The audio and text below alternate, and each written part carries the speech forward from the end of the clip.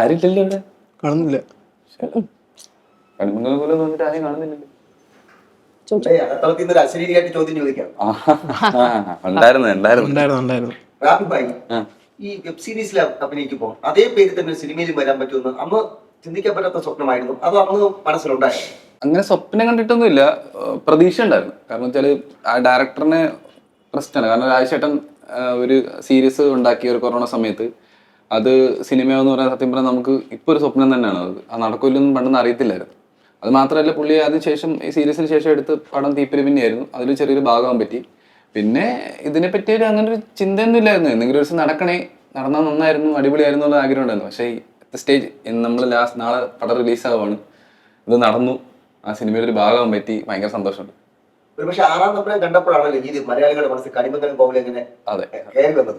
അന്ന് നമുക്ക് എപ്പോഴെങ്കിലും ചിന്തിച്ചോ ഇങ്ങനെ ഒരു ടൈറ്റില് ഒരു വെബ് സീരീസ്, അത് കഴിഞ്ഞൊരു സിനിമ, അങ്ങനെ 6-ാം നമ്പരം കണ്ടിരിക്കുമല്ലോ? അതിന്റെ ഫുൾ ക്രെഡിറ്റ് ഡയറക്ടർ രാജേട്ടൻ തന്നെയാണ്.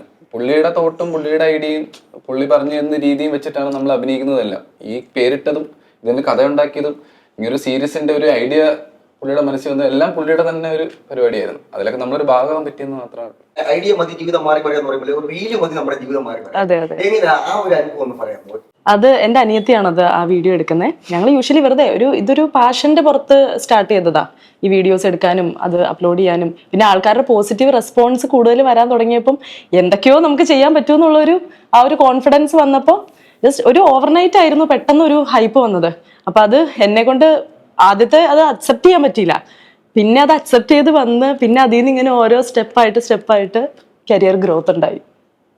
ഈ സീൻ തന്നെ എടുക്കണമെന്നുള്ള ചിന്ത ആരും അനിയത്തി പറഞ്ഞാണോ അതോ താങ്കളുടെ മനസ്സിലാണോ? നമ്മുടെ അതിങ്ങനെ പല ആൾക്കാർ സജസ്റ്റ് ചെയ്യുമല്ലോ, നമ്മൾ വീഡിയോസ് ചെയ്യുന്ന കാണുമ്പോൾ നമ്മുടെ ഒരു പാറ്റേൺ ആൾക്കാർക്ക് മനസ്സിലാവും. അപ്പോൾ ഓഡിയൻസിന് ഇഷ്ടമുള്ള രീതിയിലായിരുന്നു ഞാൻ വീഡിയോസ് എടുത്തുകൊണ്ടിരുന്നത്. അവർ സജസ്റ്റ് ചെയ്യും, ഞാനത് ചെയ്യും. അങ്ങനെ കിട്ടിയില്ല. ഏറ്റവും മറക്കാനാത്ത അഭിനന്ദനം എവിടുന്നാണ്? ആ റീലില് ഇഷ്ടംപോലെ ഫോളോവേഴ്സും കമന്റ്സും ഒക്കെ വന്നു. ഇപ്പോഴും മനസ്സിൽ സൂക്ഷിക്കുന്ന ഒരു കമന്റോ അല്ലെങ്കിൽ അഭിനന്ദനമോ? അത് നമ്മുടെ തമിഴ് ആക്ടർ മാധവൻ സാർ, എനിക്ക് മെസ്സേജ് അയച്ചപ്പോഴാണ് എനിക്ക് ഏറ്റവും സന്തോഷം തോന്നിയത്. കാരണം അത്ര എക്സ്പീരിയൻസ്ഡ് ആയിട്ടുള്ള ഒരാള്, അത്രയും തിരക്കുള്ള ഒരാള് നമ്മളെ കണ്ടിട്ട് നമുക്ക് ലൈക്ക് റെസ്പോൺസ് ചെയ്യാനും റിപ്ലൈ ചെയ്യാനുള്ള ഒരു മനസ്സുണ്ടായത് ഞാൻ എപ്പോഴും ആലോചിക്കാം, അതൊരു ഭാഗ്യമായിട്ട്.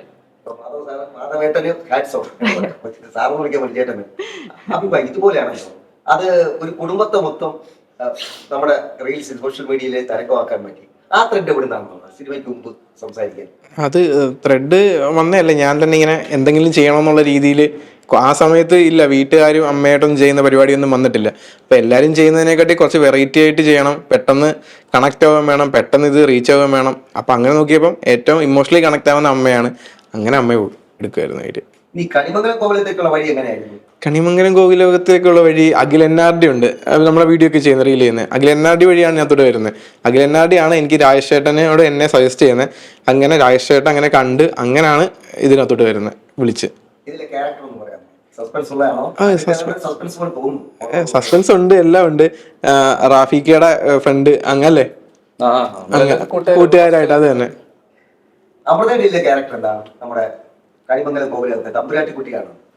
അങ്ങനെ ചോദിച്ചാൽ അത് കൈൻഡ് ഓഫ് സർപ്രൈസ് ആണ്. നമ്മളെല്ലാരും നമ്മളായിട്ട് തന്നെയാണ് അതിൽ ലൈക്ക് കൈൻഡ് ഓഫ് ബിഹേവിങ്. നമ്മളെന്താണോ അത് തന്നെ അതിനകത്ത് കാണിച്ചിരിക്കും. ഇപ്പൊ എന്റെ ക്യാരക്ടർ കുറച്ചൊരു ബോൾഡ് ആയിട്ടുള്ള ക്യാരക്ടറാണ്. ഞാൻ റിയൽ ലൈഫിലും അങ്ങനെയുള്ള ഒരാളായതുകൊണ്ട് വലിയ ബുദ്ധിമുട്ടൊന്നും ഉണ്ടായില്ല. പടം ഇറങ്ങുന്നതിന് മുമ്പാണ് നമ്മൾ സംസാരിക്കുക. ട്രെയിലർ കണ്ട ഒരു നിങ്ങളൊക്കെ മുഖമടിക്കുണ്ടെങ്കിലും പടവുമായിട്ട് ട്രെയിലർ കണ്ട പരിചയമുള്ളൂ. എവിടെയൊക്കെയോ എനിക്ക് അടി കപ്പാല് കൂട്ടമണി അങ്ങനെ എന്തെങ്കിലും ട്രെയിലർ പറഞ്ഞു? അല്ല, എല്ലാരും പറയുന്നുണ്ട് ആ ഒരു തോട്ട്, പക്ഷെ അതല്ല. അത് ഒരു വേറൊരു സ്റ്റേജ് ഓഫ് പരിപാടി, ഇതൊരു വേറെ സ്റ്റേജ് ഓഫ് പരിപാടി. രണ്ടിലും സെയിം ആയിട്ടുള്ള ഒരു സംഭവം എന്ന് വെച്ചാൽ ഹോസ്റ്റൽ പരിപാടിയേ ഉള്ളൂ, അല്ലാതെ ആ പരിപാടിയല്ല. ഇതൊരു വ്യത്യസ്തമായിട്ടൊരു സ്റ്റോറി ലൈൻ പോകുന്ന പരിപാടി. ഇത്രയേറെ ഇൻഫ്ലുവൻസേഴ്സ് ആയ നിങ്ങൾ ഒരുമിച്ച് ഒരു ലൊക്കേഷൻ ഉള്ളപ്പോൾ അതിന്റെ ഇൻഫ്ലുവൻസ് എന്തായിരുന്നു? ഒരു ഭയങ്കര ഇന്റിമസി ബോണ്ടിങ് ഉണ്ടാവുമല്ലോ പരസ്പരം, ഒന്ന് നമുക്ക് പറയാമോ? നമ്മള് വീഡിയോസിൽ കൂടെ കണ്ടുള്ള പരിചയമുള്ളൂ. അപ്പോൾ നമ്മൾ നേരിട്ട് കണ്ടു കഴിഞ്ഞപ്പം നമുക്കറിയില്ല പേഴ്സണലി എങ്ങനെയായിരിക്കും ആൾക്കാരെന്നുള്ളത്.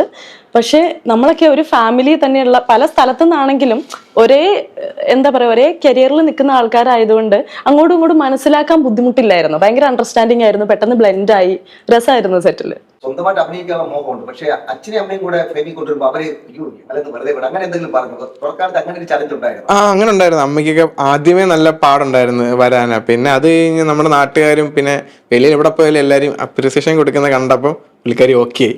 പിന്നെ ഓക്കെ എന്ത് വേണം ചെയ്യാന്നുള്ള മൈൻഡിലോട്ട് വന്ന് ഇഷ്ടപ്പെടുന്നത് മനസ്സിലായപ്പം ഓക്കെ. അങ്ങനെ സിനിമയിലേക്കുള്ള അവസരം കിട്ടിയപ്പോൾ അമ്മയുടെ പ്രതികരണം, അമ്മയുടെ അച്ഛന്റെ പ്രതികരണം എന്തായിരുന്നു? ഭയങ്കര സന്തോഷമായിരുന്നു രണ്ടുപേർക്കും. പിന്നെ ഇത് എല്ലാവരുടെയും സ്വപ്നമല്ലേ മലയാള സിനിമയിലെ ഏതെങ്കിലും ഒരു ഫ്രെയിമിൽ ഫോക്കസായി മുഖം കാണുക എന്ന് പറയുന്നത് തന്നെ ഭയങ്കര സംഭവം. അപ്പൊ അതിനകത്ത് നമുക്ക് ത്രൂ ഔട്ട് മുഖം കാണണമെന്ന് പറയുന്നത് ഭയങ്കര സന്തോഷം വീട്ടിലൊക്കെ.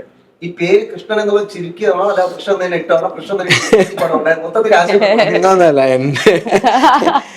എന്റെ ശരിക്കും പേര് ശരിക്കും പേര് അഭിജിത്ത് ആറെന്ന. അപ്പൊ ഫുൾ ആറിന്റെ എക്സ്പാൻഷൻ ആണ് രാധാകൃഷ്ണൻ. അപ്പൊ എനിക്ക് രാധാകൃഷ്ണനെക്കാട്ടും ഇഷ്ടം കൃഷ്ണനാണ്. അപ്പൊ ഞാൻ അഭി കൃഷ്ണൻ ആക്കിയത്. ചിലർക്കുണ്ട് രാധാകൃഷ്ണൻ, ചിലർക്ക് അഭി കൃഷ്ണൻ കാണും രാധ. അപ്പൊ അങ്ങനെ ഇതാകുമ്പോ പറയാൻ എളുപ്പമുണ്ട്. രാധാകൃഷ്ണൻ, അഭിജിത്ത് രാധാകൃഷ്ണൻ എന്ന് പറയുന്നത് അഭികൃഷ്ണൻ ആക്കിയാണ് അച്ഛന്റെ പേര് അച്ഛനെ ഷോട്ട് ചെയ്ത്. ഒരു സംശയം, ഇപ്പം സിനിമയിൽ അഭിനയിക്കാൻ എല്ലാവരുടെ മോഹമൊക്കെയാണ്. പക്ഷെ സോഷ്യൽ മീഡിയയിൽ ഇത്രയും ഇപ്പൊ ഇവരുടെ ഉൾപ്പെടെ ഫോളോവേഴ്സിന് കിട്ടുക, അത് നമ്മൾ മുൻകൂട്ടി കാശ് കൊടുത്തിട്ടോ ഒന്നുമില്ല, നമുക്ക് തനിയെ വരികയാണ്. എന്താണ് അതിന്റെ ഒരു ശരിക്കും ഒരു കണക്ഷൻ? ഈ ഫോളോ അപ്പിന്റെ രഹസ്യം എന്താണ് സോഷ്യൽ മീഡിയയിൽ? പണിയെടുക്കണം ചേട്ടാ, നമുക്ക് കറക്റ്റ് സാധനം വരും. അത് ശരിക്കും പറഞ്ഞാൽ ചക്കപ്പഴാണ് എനിക്ക് ബ്രേക്ക് ത്രൂ. അത് മാത്രമല്ല, ഞാനിപ്പോ ഈ ലാസ്റ്റ് ഇന്റർവ്യൂ ആണ് ഏകദേശം വരുന്നത്. അപ്പൊ ഞാൻ 24 പറഞ്ഞപ്പോ ഓക്കെ, ഞാൻ ഇങ്ങോട്ട് ഇവിടുന്ന് ചക്കപ്പഴം കഴിഞ്ഞിട്ട് ഇറങ്ങുമ്പോൾ എൻ്റെ കയ്യിൽ വേറെ സിനിമകളൊന്നുമില്ല. എന്തെങ്കിലും ഒരു സിനിമയ്ക്ക് സെറ്റപ്പായി ഒരു സിനിമ ലീഡ് പരിപാടി പിടിച്ചിട്ട് ഇവിടെ കയറണമെന്ന് ഭയങ്കര ആഗ്രഹം ഉണ്ടായിരുന്നു. കറക്റ്റ് ഞാൻ ഇവിടെ വന്നപ്പോൾ എനിക്ക് എൻ്റെ ചക്കപ്പഴത്തി ഫ്രെയിം വെച്ചവരാണ് എനിക്ക് ഓപ്പോസിറ്റ് ഫ്രെയിം വെക്കണേ. എനിക്കത് ഭയങ്കര സന്തോഷമുണ്ട്. അത് മാത്രമല്ല, ഇങ്ങോട്ട് കയറുന്നത് മറ്റൊരു സന്തോഷം. മീൻസ് ഞാൻ കഷ്ടപ്പെട്ടതിന് എനിക്ക് പടച്ചൻ തന്നല്ലോ, ഒരു നല്ലൊരു സിനിമ തന്നല്ലോ, ആ സിനിമ വിജയമാവട്ടെ എന്ന ആഗ്രഹം മാത്രമേ ഉള്ളൂ. ഈ ഫോളോവേഴ്സിനെ കൂട്ടുമെന്ന് വെച്ചാൽ നമ്മൾ പണിയെടുത്താൽ മതി, കറക്റ്റായിട്ട് ട്രാക്ക് പിടിച്ച് പോവുക. എന്നെ സംബന്ധിച്ച് ഞാനിപ്പോൾ ആ റീൽ കണ്ടത് നിർത്തി ഇനി സിനിമയിലോട്ട് തന്നെ, സിനിമ എങ്ങനെയും ചെയ്യണം, ചെറിയ റോളോ വലിയ റോളൊന്നും ഇല്ല, ഒരു സിനിമയുടെ ഭാഗമാവുക എന്നുള്ള ലക്ഷ്യം മാത്രമേ ഉള്ളൂ. പറഞ്ഞ അതേ അഭിപ്രായമാണ്. ഇങ്ങനെ പൾസ് കണ്ടെത്തുന്നത് പ്രേക്ഷകർക്ക്, നിങ്ങൾ വീഡിയോ സജസ്റ്റ് ചെയ്ത് വെച്ച് ചെയ്തു, അത് നമ്മുടെ കയ്യിൽ നിന്ന് പോയി. മാധവേട്ടം വരെ അഭിനന്ദിക്കണമെന്ന് വെച്ചാൽ നിസ്സാരമല്ല.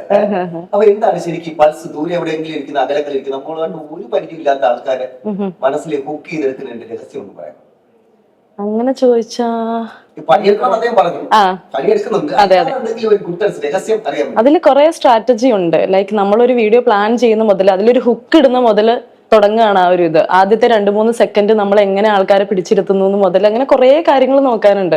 പിന്നെ വീഡിയോയുടെ ക്വാളിറ്റി, നമ്മൾ എടുക്കുന്ന കോണ്ടന്റിന് അത് റിലേറ്റബിൾ ആണെങ്കിൽ അതിനും കുറേ ഓഡിയൻസ് പല വിധം, പക്ഷെ പല കാറ്റഗറി ഉണ്ട്. ഒന്ന് നമ്മുടെ കഴിവ് കണ്ടിട്ട്, ഒന്നെങ്കിൽ നമ്മൾ ഡാൻസ് കളിക്കുന്നതോ പാട്ട് പാടുന്നതോ ആക്ട് ചെയ്യുന്നതോ അങ്ങനെ കുറെ ആൾക്കാർ ഇഷ്ടപ്പെടും. പിന്നെ നമ്മുടെ പേഴ്സണാലിറ്റി, നമ്മൾ സംസാരിക്കുന്നത്, നമ്മുടെ ഐഡിയാസ്, നമ്മുടെ സ്റ്റോറീസ്, അതിനൊക്കെ എല്ലാത്തിനും, അതായത് പല സ്ഥലത്തു നിന്നാണ് ആൾക്കാർ നമ്മളെ ഫോളോ ചെയ്യുക. അത് ഓരോരുത്തരും നമ്മളിൽ കാണുന്ന ഒരു എബിലിറ്റി, ഒരു ക്യാരക്ടർ എന്ന് പറയുന്നത് വേറെ വേറെ ആയിരിക്കും. അവർക്ക് ഇഷ്ടപ്പെടുന്ന ഒരു പാർട്ട് ഡിഫറെന്റ് ആയിരിക്കും. എനിക്കൊന്നും ഒരു സിനിമയിൽ അഭിനയിക്കുന്ന പോലെ സിനിമയിൽ എഴുതി വെച്ച ക്യാരക്ടർ ചെയ്താണ് ഇതങ്ങനെയല്ല. നമ്മുടെ മൊത്തം പേഴ്സണാലിറ്റിയും നമ്മുടെ ദൗർബല്യങ്ങൾ എല്ലാം ആൾക്കാർ വാച്ച് ചെയ്യും. ഇതെല്ലാം കൂടി വരുമ്പോഴാണ് ഈ മില്യൻസ് എത്തുന്നത്. അതെ അതെ സത്യം. നമ്മളിങ്ങനെ കുറച്ച് കഷ്ടപ്പെടുമ്പോൾ ഒരു വീഡിയോ ചെയ്യുമ്പോൾ ഒരു കണ്ടന്റ് ക്രിയേറ്റർ എന്ന രീതിയിൽ ഞാൻ ചെയ്തുകൊണ്ടിരുന്നതെന്ന് വെച്ചാൽ, നമ്മളൊരു ഇപ്പം ഒരു വീഡിയോ എടുക്കുക, 50 സെക്കൻഡ് 30 സെക്കൻഡ് ഒരു വീഡിയോ എടുക്കുക, അതിൽ പ്രേക്ഷകരെ എങ്ങനെ ഇംപ്രസ് ചെയ്യിപ്പിക്കുക, അല്ലെങ്കിൽ എത്രമാത്രം നാച്ചുറലായിട്ട് അഭിനയിക്കുക, അവർക്ക് ഇഷ്ടപ്പെട്ട രീതിയിൽ ചെയ്യുക, അവർ നന്നായി എന്ന് പറഞ്ഞാൽ വീണ്ടും വീണ്ടും നമ്മളതിന് പുതുമ കൊണ്ടുവരാൻ നോക്കുക. ഒരു പാറ്റേൺ പിടിക്കാതെ കറക്റ്റ് ഒരു പാറ്റേൺ പിടിച്ചുകൊണ്ട് പോകുമ്പോഴത്തേക്ക് ആൾക്കാർ കുറച്ച് കഴിയുമ്പോൾ എന്തായാലും വെറുക്കും, അത് ഉറപ്പാണ്. അതിന് പകരം മാറ്റി ചേഞ്ച് ചെയ്ത് പോയി കഴിഞ്ഞാൽ നമ്മുടെ കയ്യിൽ വെറൈറ്റി കണ്ടന്റുമായി വീണ്ടും പ്രേക്ഷകർ കാണാനുള്ള ഒരു ആഗ്രഹമായി അങ്ങനെ പോയി അടിപൊളിയായിരിക്കുന്നതാണ് എൻ്റെ അഭിപ്രായം. ഞാൻ അങ്ങനെയാണ് ചെയ്തത്, പക്ഷെ ഇപ്പം ചെയ്യലില്ല. എൻ്റെ ചാനലുമായിട്ട് ഇത് കണക്ട് ചെയ്ത് നോക്കുകയാണെങ്കിൽ എൻ്റെ ചാനൽ മൊത്തം ഇമോഷണലി കണക്ട് ആയിട്ടുള്ള ആളുകളാണ്. എൻ്റെ അകത്ത് അമ്മമാരെ സ്നേഹിക്കുന്നവർ, വീട്ടിൽ സ്നേഹിക്കുന്നവർ, പിന്നെ അനിയന്മാർ, അപ്പം അങ്ങനെ റിലേറ്റബിൾ സാധനം നോക്കി വരുന്ന ആളുകളാണ് എൻ്റെ ഫോളോവേഴ്സ് മൊത്തം. എൻ്റെ അകത്ത് ഇപ്പം നമ്മുടെ നാട്ടിൽ ഉള്ളതിനെക്കാട്ടി എബ്രോഡ് ജോലി ചെയ്യുന്നവർ, മറ്റേ വീട്ടിൽ അങ്ങനെ എലോണായിട്ട് ജീവിക്കുന്നവർ, അങ്ങനെയുള്ളവർ, എനിക്ക് വരുന്ന മെസ്സേജ് അങ്ങനെ ഡിപ്രസ്ഡ് ആളുകൾ, അവരൊക്കെ ആണെങ്കിൽ ഭയങ്കര സന്തോഷം കണ്ടെത്താൻ വേണ്ടിയാണ് എൻ്റെ അക്കൗണ്ട് യൂസ് ചെയ്യുന്നത്. അവർക്ക് ആ സന്തോഷം കിട്ടാൻ വേണ്ടി എൻ്റെ പേര് അങ്ങനത്തെ AB, അതാണ് ഞാൻ വേറൊരു സ്ട്രാറ്റജി ഉപയോഗിച്ചത്. എൻ്റെ ABBII അബി ABHI അല്ല. അപ്പൊ ABHI ടൈപ്പ് ചെയ്താൽ പെട്ടെന്ന് നമ്മൾ ഒരാളെ എല്ലാവർക്കും ഫോളോയിങ് ലിസ്റ്റ് കുറയ്ക്കാനാണ് ഇഷ്ടം, അല്ലേ? എപ്പോഴും അത് കുറഞ്ഞു കിടക്കുന്ന ഇഷ്ടം. അപ്പം അവരിപ്പം നമ്മളെ ഒരു വീഡിയോ ഇഷ്ടമാണെങ്കിൽ ഒരു തവണ കണ്ടിട്ട് രണ്ടാമത് കാണാൻ വേണ്ടി വീണ്ടും ABHI അടിച്ചു നോക്കും. അപ്പൊ എന്നെ കിട്ടത്തില്ല. അപ്പൊ എന്നെ കിട്ടണമെങ്കിൽ AWWI ആയിരിക്കണം. അപ്പൊ അത് അവർക്ക് ഓർമ്മ വരത്തില്ല പെട്ടെന്ന്, അപ്പം ഫോളോ ചെയ്യും. അപ്പൊ അങ്ങനെ ചെറിയ ഷോർട്ട് കട്ടൊക്കെ ഞാൻ യൂസ് ചെയ്തിട്ടുണ്ടായിരുന്നു. പിന്നെ സ്ട്രാറ്റജി ആയിട്ട് പിന്നെ അപ്പൊ എല്ലാവരും പറയണം, നീ പേര് മാറ്റി, നിന്നെ പെട്ടെന്ന് കിട്ടുന്നില്ല. കിട്ടണ്ട, ആവശ്യമുള്ളവർ, നമ്മൾ ഇഷ്ടപ്പെടുന്നവർ എവിടെങ്കിലും ഒക്കെ വന്നത് കണ്ടോളും. പിന്നെ നമ്മൾ എപ്പോഴും ക്വാളിറ്റി ഉള്ള സാധനം കൊടുക്കുക, പിന്നെ അതിനുവേണ്ടി വർക്ക് ചെയ്തുകൊണ്ടിരുന്ന ഞാൻ റാഫിക്ക അത് പിന്നെ ആ പാറ്റേണിൽ തന്നെ പോവാ. എൻ്റെ അതിന് വേറെ എന്തെങ്കിലും കൊണ്ടുവന്ന വർക്കാവുമെന്ന് എനിക്കറിയത്തില്ല. പിന്നെ ഞാൻ ആ ഒരു സംഭവം അത് തന്നെ പിടിച്ചു പോവാന്നുള്ള മാനറാണ്. ഒരു കാര്യം മനസ്സിലാക്കുന്നു, 3 പേര് എടുത്തിട്ട് ഞാൻ പറയണം, നിങ്ങൾ വരുമാനത്തിനും വ്യൂസിനും മാത്രമല്ല മറ്റുള്ളവർക്ക് സന്തോഷമാണ്. അഭിപ്രായം പറഞ്ഞതാണ് ഇൻട്രസ്റ്റ് ആയിരിക്കുന്ന എന്ത് കൊടുക്കാൻ പറ്റും, അത് വലിയ സംഭവമാണ്. കാരണം സോഷ്യൽ മീഡിയ മൊത്തം നെഗറ്റീവ് എന്ന് പറയുന്ന ഒരു കാലത്ത് നിങ്ങൾ പോസിറ്റീവ് അടിക്കുന്നു.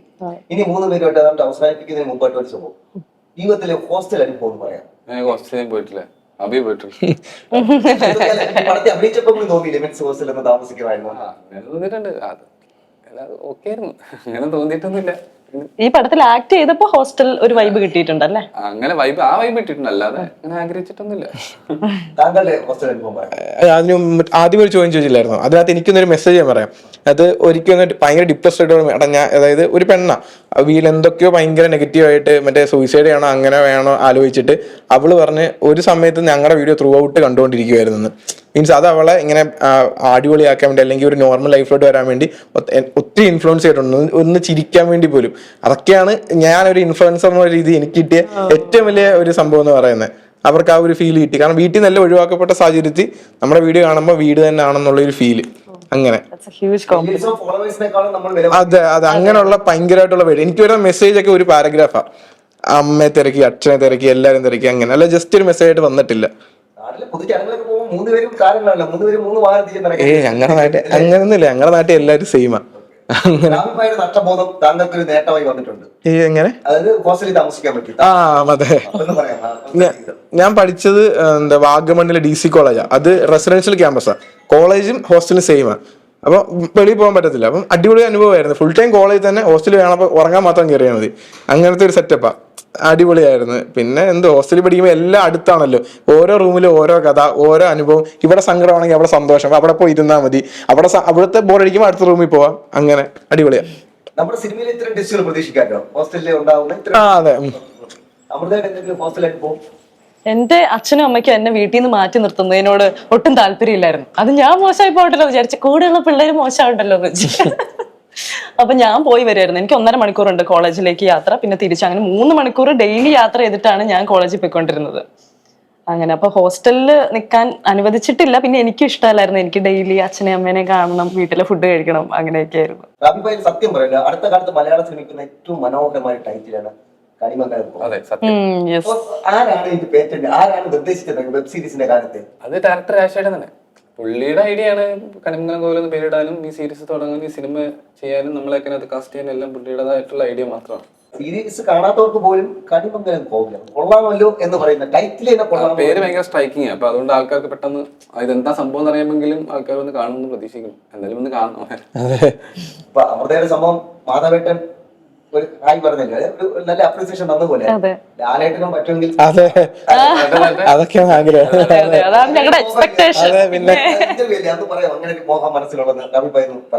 എല്ലാ നടന്മാരും പറയട്ടെ, ലാലേട്ടനും മമ്മൂക്കൊക്കെ പറയട്ടെ, അതെ എല്ലാരും പറയട്ടെ അടിപൊളിയായിരുന്നു, നല്ല പെർഫോമൻസ് ആയിരുന്നു, അടുത്ത പടത്തോടെ കാസ്റ്റ് ചെയ്തിട്ടുണ്ട്, നിന്നെ സജസ്റ്റ് ചെയ്തിട്ടുണ്ടെന്നൊക്കെ പറയട്ടെ.